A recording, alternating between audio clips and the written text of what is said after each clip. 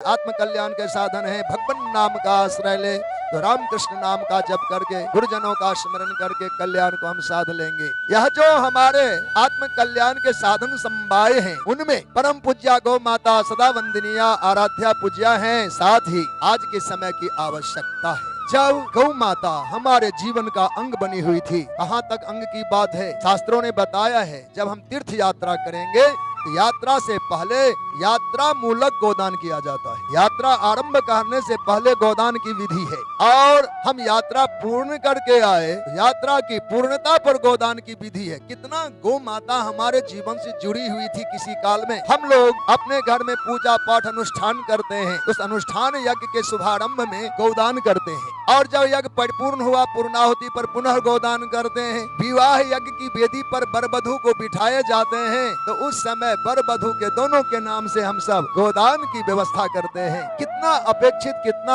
आवश्यक है गोदान, यह महत्व का विषय है। और एक एक कामधेनु है, बेतरनी धेनु है, एक एक गौदान के नाम बताए गए। अवसर अवसर की बात है। गौ माता कहाँ तक हम सबको कल्याण दिला सकती है, दे सकती है, यह बात चाहे शास्त्र भी गाते गाते रह जाए तब भी बात पूरी नहीं होगी। संत भगवान महिमा गान करते हैं पर क्या वो महिमा प्रकट हो पाती है? अर्थात हम जिस सीमा तक गौ माता की महिमा गान करेंगे उनसे अनंत गुना गौ महिमा है। एक प्रत्यक्ष गोदान की घटना सुनाते हैं। प्रत्यक्ष गोदान की घटना एक और प्रत्यक्ष गोदान की घटना ये 20 साल की अवधि की बात है। कुल 20 साल की अवधि की बात। एक हलवाहा जो हल चलाते हैं बैलों से, बैल से हल चला रहे थे तो हल चलाने क्रम में गर्मी लगी हो या किसी कारण से वह बैल मूर्छित होकर गिर गया और बैल की मृत्यु हो गई। मृत्यु हो गई तो किसान तो खेत पर बाद में आते हैं, हलवाहा काम दिन भर करते हैं। तो हलवाहा दुखी हुआ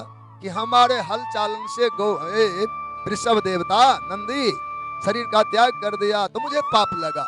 वो स्वीकार किया कि मेरे द्वारा हल चलाने से बैल मूर्छित हुआ है तो यह पाप मुझे लग गया।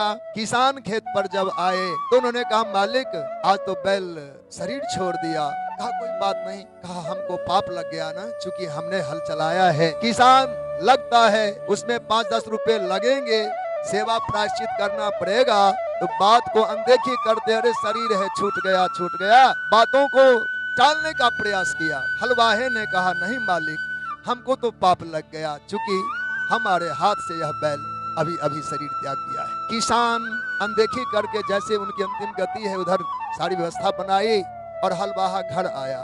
घर आने के बाद 6-7 दिन की कुल घटना है, 6-7 दिन की पूरी घटना है। उन 6-7 दिन में उनका शरीर पीला पड़ने लग गया। किसका? हलवाहे का।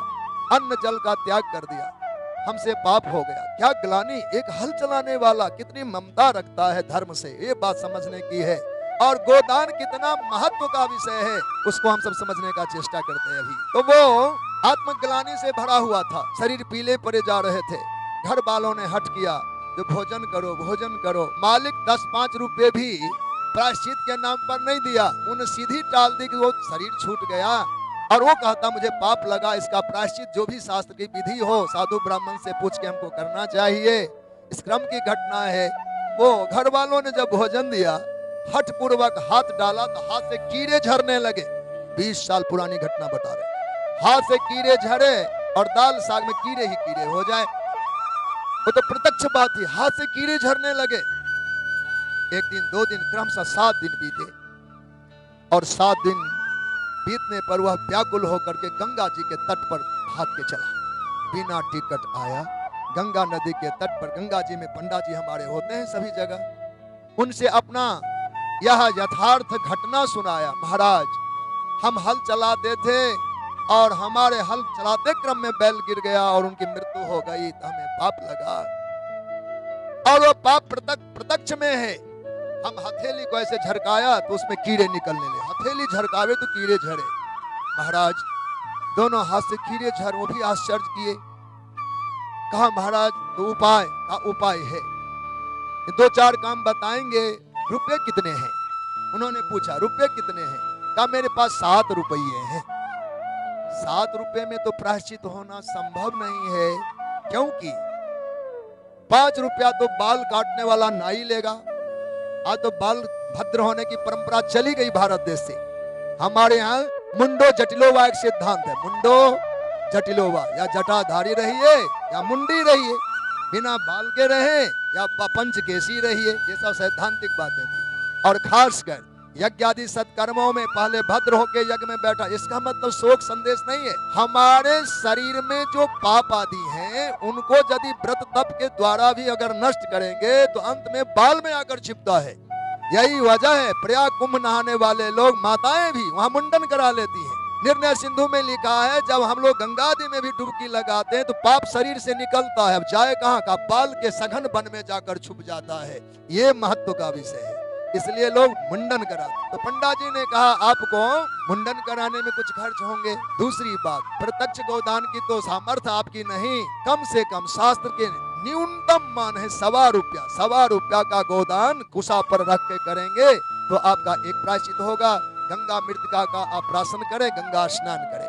रही बात प्रायश्चित के बाद एक ब्राह्मण को कम से कम भोजन भी कराना अनिवार्य। हमारे यहाँ गाय ब्राह्मण एक शब्द में, एक सूत्र में बंधे, नमो ब्रह्मण्य देवाय गौ ब्राह्मण हिताय च, ये दोनों जुड़वे हैं, इनकी सेवा करनी पड़ेगी। तो ब्राह्मण को भोजन कराए तो 5 रुपया से कम में पेट कैसे भरेगा। नाई बाल भद्र करे तो 5 रुपया से कम क्या लेगा, और 1.25 रुपया से कम में गौ माता का हम दान कैसे कराएं।